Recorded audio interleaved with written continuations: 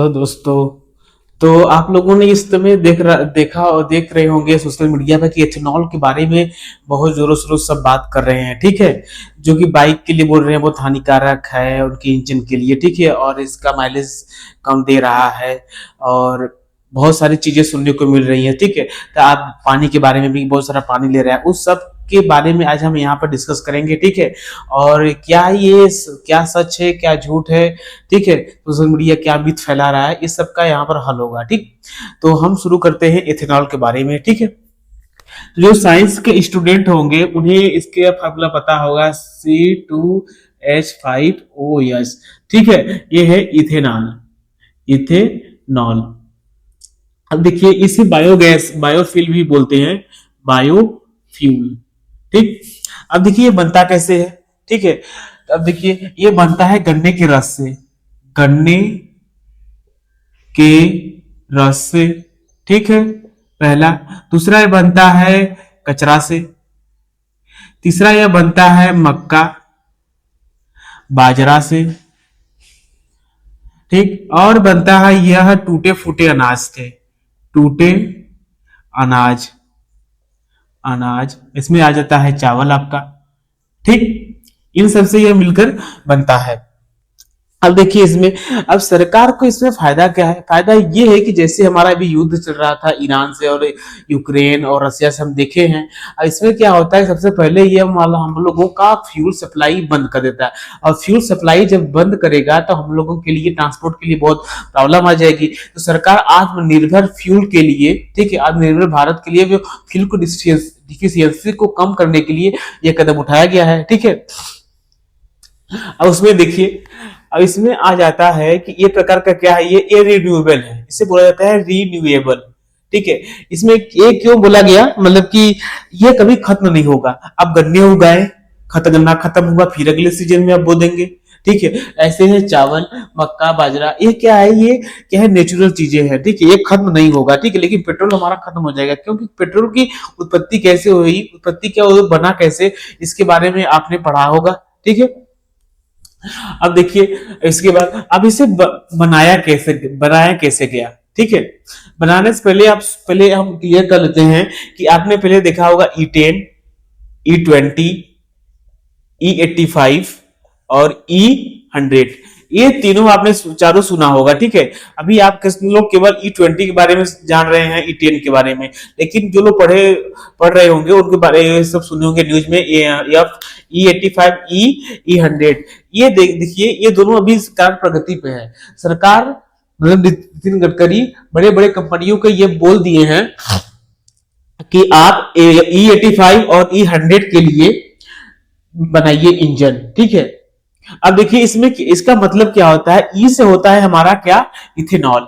ई से क्या होता है हमारा इथेनॉल, मतलब कि 1 लीटर पेट्रोल में हमारा 10% क्या जुड़ा हुआ है, इथेनॉल, इसका मतलब है। और E20 का मतलब है कि 20% इथेनॉल, 85% इथेनॉल 1 लीटर में, और ये फुल है, ये फुल हमारा इथेनॉल ही है, ठीक है। कि हमारे फ्यूचर में ऐसा इंजन बनकर मिलेगा, इसे बाइक या 4 व्हीलर हमें मिलेगा जिसमें हमारा 100% इथेनॉल यूज होगा, ठीक है। अब देखिए यहां पर, अब इन दोनों को E85 और E100 को हम बोलते हैं फ्लेक्स फ्यूल, ठीक है, फ्लेक्स फ्यूल। अब इसके लिए हमारा होना चाहिए एफ एफ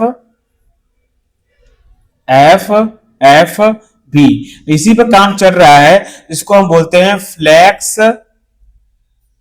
फ्यूल व्हीकल, ठीक है, फ्लेक्स फ्यूल व्हीकल, ठीक, व्हीकल बोला जाता है। इस पर हमारा इन दोनों पर काम चल रहा है, एक ही हालात ये हो चुका है। अब देखिए E10 क्या है, E10 हमारा कब आया था, 2019-20 में, ठीक है। ये इस समय आया था, ठीक है, लॉकडाउन था उस समय हम लोगों का, ठीक है, इस समय आया था। इसमें 10% केवल चल रहा था हमारा क्या, इथेनॉल, पेट्रोल में मिक्स हो रहा था 10% बनाकर, ठीक है। लेकिन ये क्या हुआ, 2023-2022 में ये समाप्त हो गया, 2022 में यह इसका टारगेट कंप्लीट हो गया। फिर हमारा 2023 में आया 2023 में आया E20।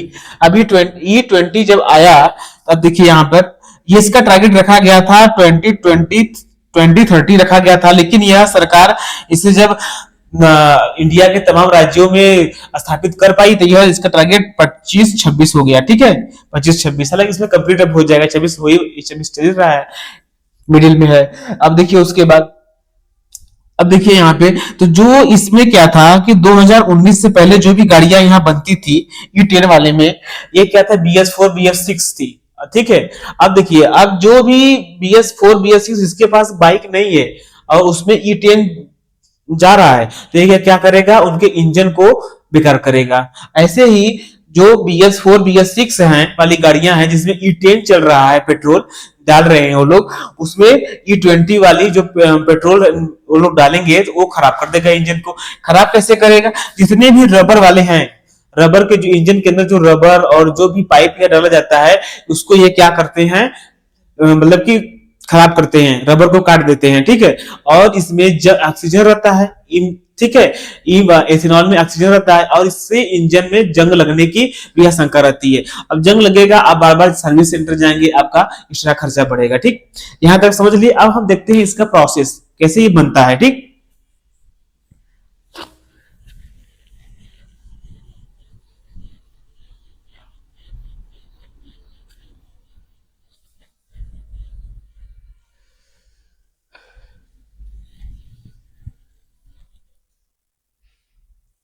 अब देखिए गन्ने के रस से हम यहां से शुरू करते हैं, पूरा मिटा देना चाहिए था।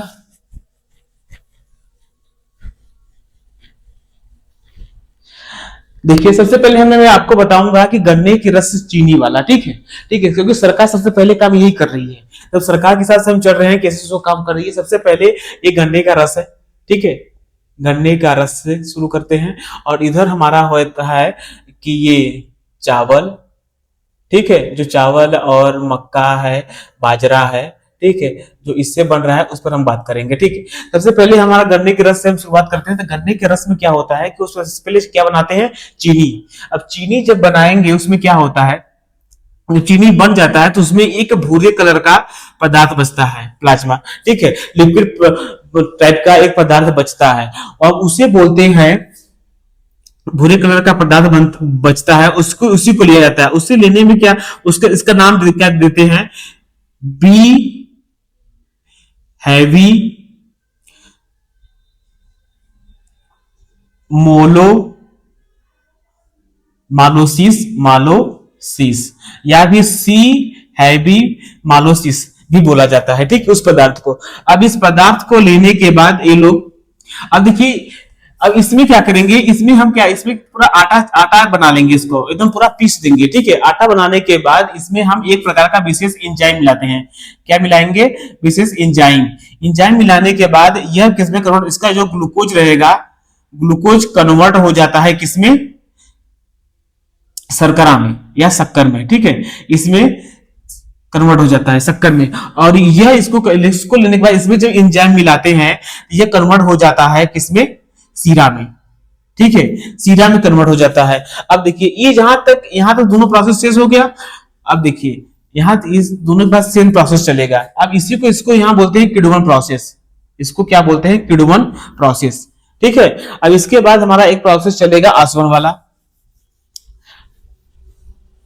अब देखिए, अब ये दोनों का सेम ही चलेगा। ठीक है, वो यहां तक आ गया, दोनों एक फेम में आ गए। अब दोनों का सेम चलेगा। इसमें क्या करेंगे, देखिए, अब इसमें एक प्रकार का ईस्ट मिलाएंगे। ठीक है, ईस्ट, इसको आप बोल सकते हैं, एक क्या होता है, फफूंद। ठीक है, फफूंद, इसे खमीर भी बोलते हैं। ठीक है, आप लोगों ने पढ़ा होगा, खमीर। अब ये मिलाएंगे, जब ये मिलाएंगे, इसमें 24 से लेके 72 हावर्स तक प्रोसेस चलेगा।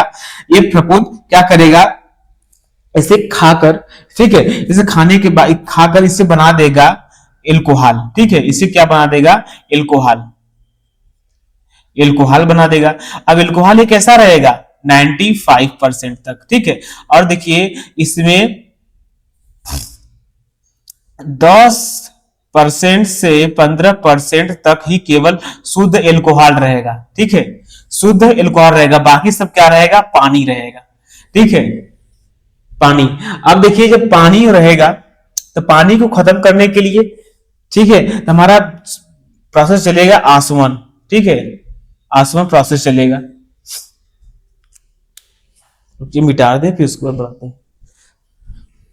और क्या था, पहले 10% से लेकर 15% के बीच हमारा क्या बचा था, एल्कोहल, ठीक है, एल्कोहल, जिसमें कि मैक्सिमम क्या था, पानी था, ठीक है। अब इसी को हम बोलते हैं बियर, ठीक है, इसी को हम बियर बोलते हैं, ठीक है, इसी को क्या बोलते हैं, बियर। अब इसके बाद हमारा आसवन प्रोसेस, आसवन, ठीक है। इस प्रोसेस में क्या होता है, अब देखिए यहां पर जो हमारा पानी का गलनांक होता है, पानी का गलनांक, पानी का गलनांक का मतलब ये है, आप लोग पता होगा कि पानी एक ऐसे टेम्परेचर पॉइंट पर पहुंचेगा जहां से ये उबलना शुरू हो जाएगा, मतलब ये भाप बन के उड़ना शुरू हो जाएगा। अब इसके उस प्रोसेस गलनांक से नीचे किसका रहता है गलनांक, एल्कोहल का। अब देखिए इससे नीचे किसका रहता है, इसका एल्कोहल का, एल्कोहल का गलनांक क्या रहेगा, इससे नीचे रहेगा, ये ऊपर ये नीचे, ठीक है, इसका गलनांक क्या रहेगा, इससे नीचे है। मतलब कि जब पानी भाप बन के ऊपर उठेगा, उससे पहले हमारा एल्कोहल ही गलना क्या होगा, भाप बनकर ऊपर उठना शुरू कर देगा, ठीक है।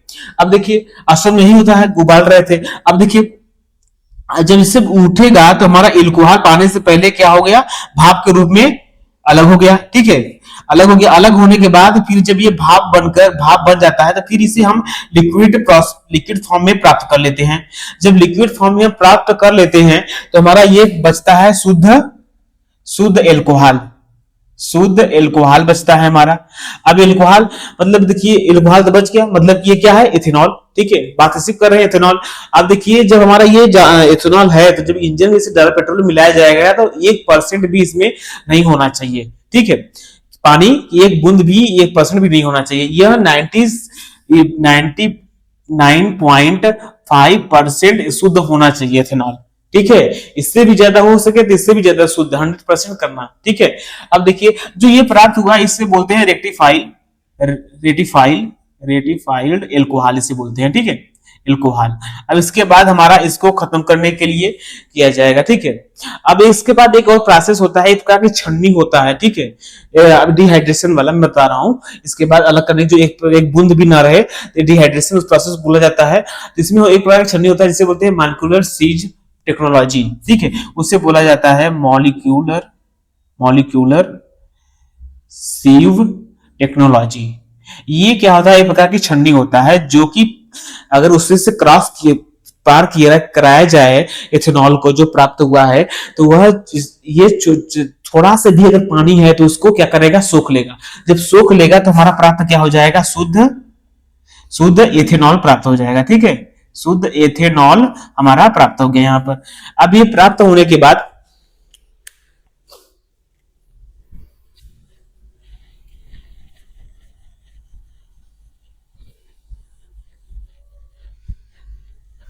देखिए अब हमारा ये शुद्ध प्राप्त हो गया इथेनॉल, ठीक है, इथेनॉल, ठीक है, एक प्रकार का एल्कोहल ही होता है, ठीक है, ये प्राप्त हो गया।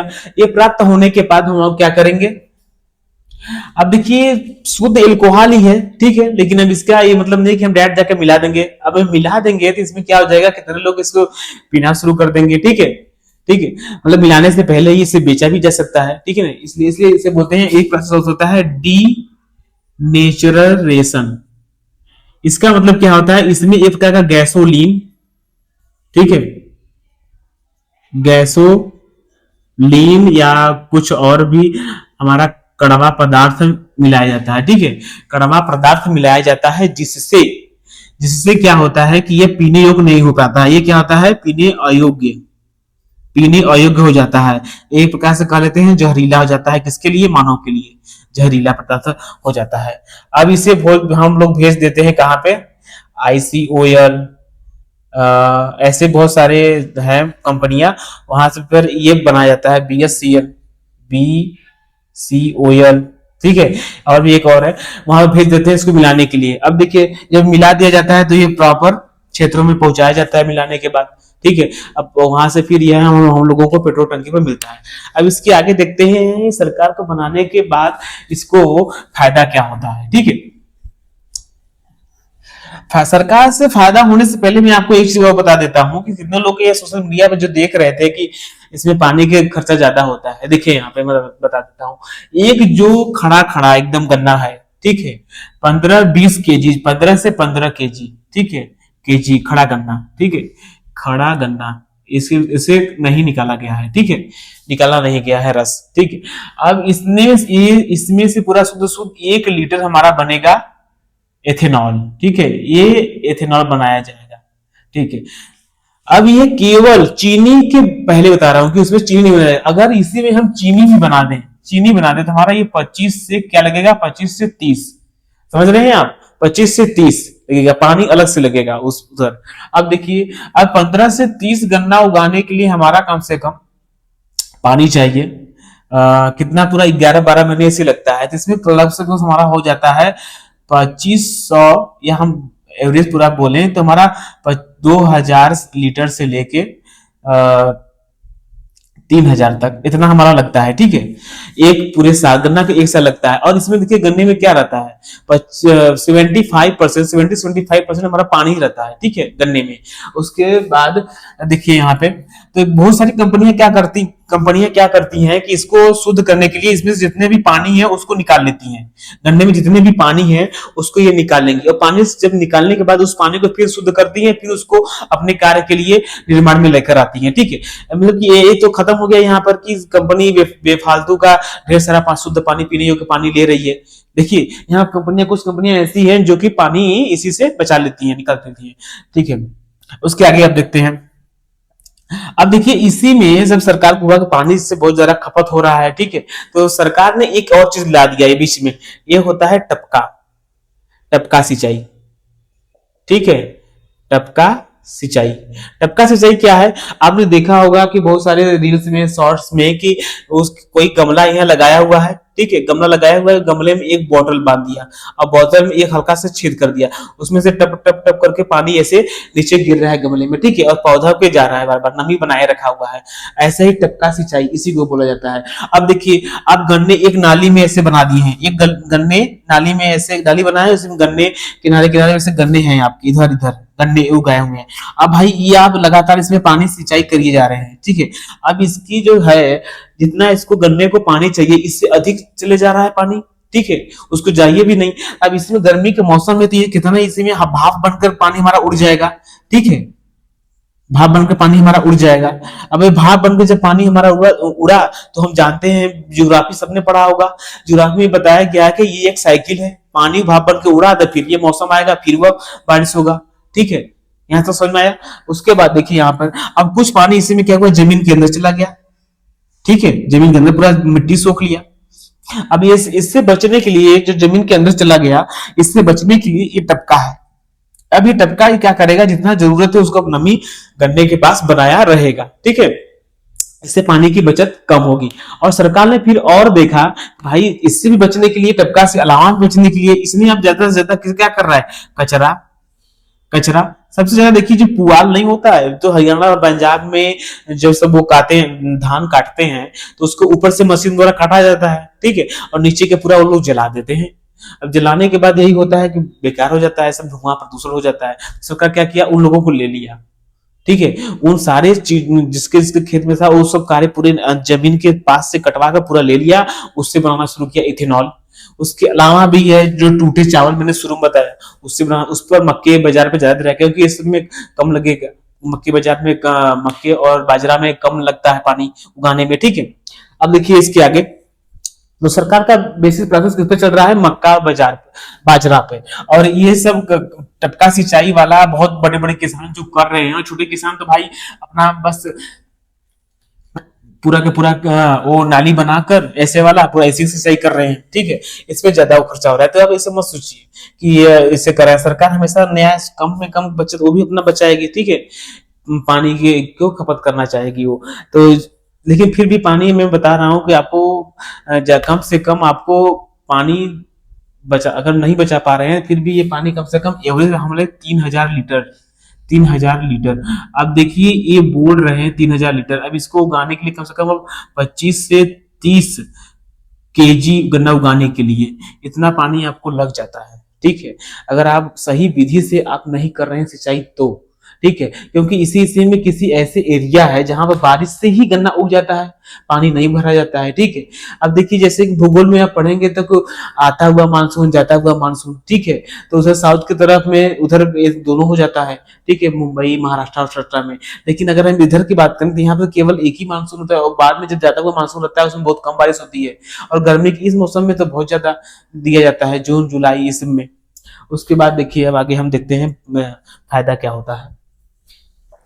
तो बेफालतू का मत जाइए, ये इस क्षेत्र क्षेत्र की बात है। एक जगह पानी हम ज्यादा सिंचाई करना पड़ेगा, एक जगह कम करना पड़ेगा, जो दिमाग लगाएगा वो और कम पानी खपत कम करेगा, ठीक है। और इसके बाद देखिए हम लोग को फायदा क्या हुआ, E20 इथेनॉल और E10 और ये सब मिलाने से, ठीक है, ये सब के आने से क्या क्या फायदा हुआ सरकार को और जनता को। अब देखिए सबसे पहले देखिए इसमें रहता है ऑक्सीजन, ठीक है, ऑक्सीजन रहता है तो वो अच्छी तरीके से जलता है। अच्छी तरीके से जब जलेगा तो जो जो धुआं निकलता है बाइक्स में से और कार में से, वो उसमें होता है कार्बन मोनोऑक्साइड, ठीक है, और भी प्रदूषित तत्व तो उसमें रहते हैं, कार्बन डाइऑक्साइड, कार्बन मोनोऑक्साइड, ये सब रहता है जहरीला पदार्थ, उससे हम बचेंगे, ठीक है, और बचेंगे और हम लोग को शुद्ध वातावरण मिलेगा, सांस मिलेगा, हम कई बीमारियों से बचेंगे, ठीक है। एक घाटा इसमें क्या होता है, घाटा ये इसमें रहेगा कि आपको 6% से लेकर 10% के बीच में आपको माइलेज कम मिलेगा, ठीक है, 6% से लेकर 10% के बीच में आपको माइलेज कम मिलेगा अगर आप E20 ये यूज कर रहे हैं तो। अगर इससे ज्यादा आप E100 E85 यूज कर रहे हैं तो और भी माइलेज कम मिलेगा, समझ रहे हैं आप। लेकिन इससे एक फायदा यही है कि आप स्वस्थ रहेंगे, ठीक है। अब देखिए ये तो जनता के लिए हो गया, और किसानों को क्या फायदा हो रहा है, किसान जो उनका टूटा फूटा रहता था, टूटा अनाज रहता था, ठीक है, चावल और बेकार जो अनाज रहते उसको, बाजरे को, ये सबको चावल खरीद ले रहा है सरकार, ठीक है, गन्ने को आसानी से खरीद ले रहा है। लगभग देखिए 80,000 करोड़ रुपए इनमें लगाए किसानों को मिला, और गन्ने वाले जितने भी मिल है उन लोगों को दिया गया, ठीक है, समझ में आया यहाँ तक। क्योंकि इसके लिए, इथेनॉल के लिए अब सरकार विदेशों से कितना प्राप्त की, 1 लाख करोड़, 1 लाख करोड़, इस लगभग 1 लाख करोड़ जो बचाई है इससे, इथेनॉल से मिलाकर पेट्रोल में, ठीक है। अब देखिए हम जानते हैं कि जब हम विदेश में ट्रेड करते हैं उस ट्रेड का मुद्रा कुछ अलग रहता है, किसमें रहता है, डॉलर में रहता है, ठीक है, डॉलर में रहता है, इसे हमें अलग एक्स्ट्रा पेमेंट करना पड़ता है, ठीक। तो एक कच्चा माल लेकर आएगा, कच्चा तेल लेकर आएगा, कच्चा तेल ले आने के बाद फिर ये उसको रिफाइन करेगा, शुद्ध बनाएगा इंजन के हिसाब से, ठीक है, इसके ऊपर प्रोसेस हो जाता था। अब इसमें जब 85 आ जाएगा, 100 आ जाएगा तो और होगा, शुद्ध मिलेगा, ठीक है। अब देखिए आगे क्या होता है, और इससे बचने के लिए सरकार और भी कर रही है, जैसे कि इलेक्ट्रॉनिक ज्यादा गाड़ियां बना रही हैं, व्हीकल, ठीक है। उसके बाद भी सरकार का एक चीज में और फायदा है, जीरो कार्बन, ठीक है, जीरो कार्बन। जीरो कार्बन आपने सुना होगा कि इसका लक्ष्य रखा गया है क्या, 2070, ठीक है। ये जो डेवलपिंग कंट्री उसके लिए है, जैसे कि, और जो मतलब कि जो डेवलप कर चुके हैं कंट्री जैसे कि ब्रिटेन, अमेरिका, ये सब, तो इन लोगों के लिए 2050 रखा गया है, ठीक है। तो इसका जो इंडिया का है कि हम लोग बहुत अभी गरीब हम लोग की जनता है, अभी हम लोग डेवलप नहीं किए हैं, तो ये सब कितना निर्धारित किए, 2070 तक हम लोग जीरो कार्बन रेट करेंगे, और चाइना रखा है 2060, ठीक है। इसके बाद देखिए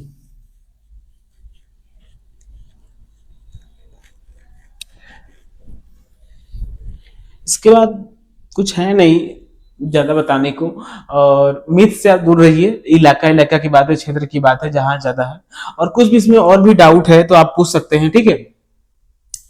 और ज्यादा कुछ बताने की उसमें रहा नहीं, और फ्यूचर में हम देखेंगे कैसा व्हीकल आ रहा है, ठीक है। धन्यवाद।